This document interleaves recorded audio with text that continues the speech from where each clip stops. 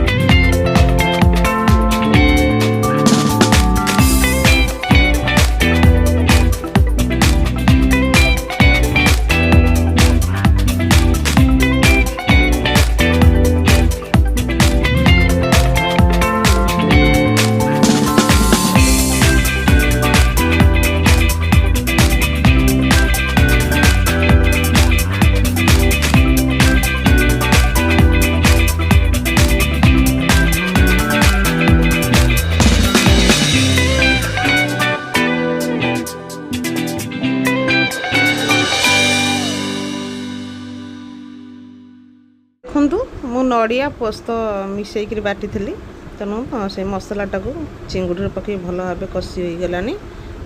आपड़ भल भाव कषिबे, सिम कषिबे, जिते आम मसलाटी कषि हम से तरकार टेस्ट भल आसो।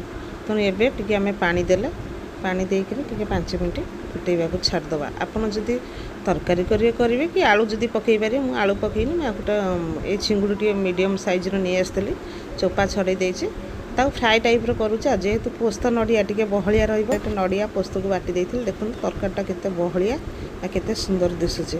तेणु दयाकोरी थरे बनईकि खातु, मत कहे केमती लगुला। तेणु मो वीडियो को लाइक शेयर सब्सक्राइब करूँ, बेल आइकन प्रेस करूँ, जहाँफल जो नुआ नुआ वीडियो छाड़े आपण मैंने देखिपारे। तेणु गाइस आपण साहाय्य सहयोग मो वीडियोटा आगू जापर आउ कि लोग देखिपारे। जदि सब्सक्राइब करना निश्चिंत भाव सब्सक्राइब करूँ, लाइक करूँ, शेयर करूँ। मो रेसिपीटा आपको केमिति लगिला निश्चिंत भाव कमेंट बॉक्स लिखि जणातु। जय जगन्नाथ। आउ एक एपिसोड देखा।